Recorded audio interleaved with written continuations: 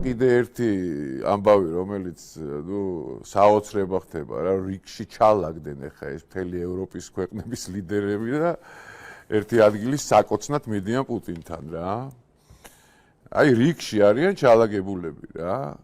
რომ აულოკონ ერთი ადგილი პუტინს. არ არის ესე? რას გვადანაშაულებდით ჩვენ მითხარი რა.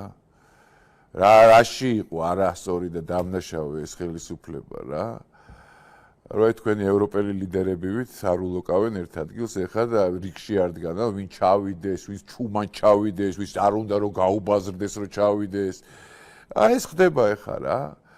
იმისი არ იყოს ეხლა სანდუს ნობელის პრემიის რა, სანდუს ესე იგი ნობელის პრემიას წარდგენილი რა და ნობელის პრემია გახდა ეს რა მშრალი ხიდის ამბავია რა შეიძლება უცოდ მიხვიდე და ურბანეთად თოროლარად იყიდო რა ამბავია მთელი ნობელის პრემია რა ანუ ხო კარგი რა ვიცი რა აღარ ძღირის ამ თემაზე ხა ვინც იცის ყველაფერი ძალიან კარგად იცის და ვისაც არ უნდა რომ გაიგოს ან სპეციალურად დუმს და ესე სუნია გაშვებული იმას ხო აქ და აქ პირიქით ჩანსი მოგეცათ რომ რაღაცნაირად გამოძვრეთ ამ სიტუაციიდან ხო რომ გაემიჯნოთ ამ ყველაფერს მაგრამ არ შვებით ამას მაინც რა ამაზე უარესი რა უნდა მოხდეს იმიტომ რომ მიჩვეულები ხართ რა აი მიჩვეულ შიგნით მიჩვეულები ხართ თქვენ თვითონ თქვენთვის არაფერს არ წარმოადგენს ადამიანის წამება ადამიანის აი შეურაცხყოფა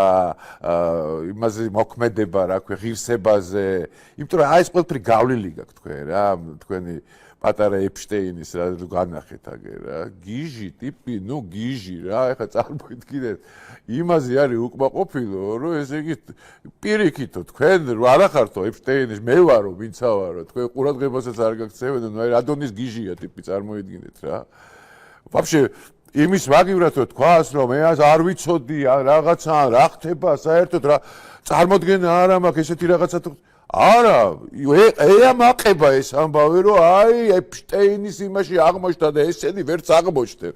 გიამაყება ხო ეს საწოდაო. აი აგავიცი რა დაგარქვა არ ვიცი რა ვეღარ ხურუშიას ვეღარ დაგარქვე უკვე რა.